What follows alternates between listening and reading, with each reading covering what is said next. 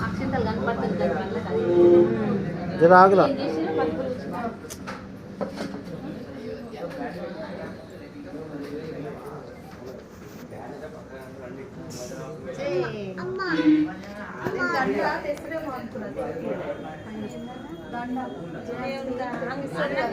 పూజ అయిపోయింది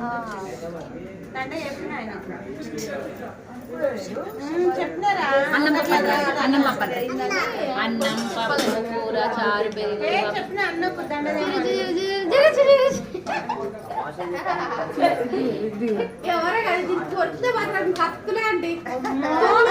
రుద్రగాడే దొరుకుతాడు అంతేనా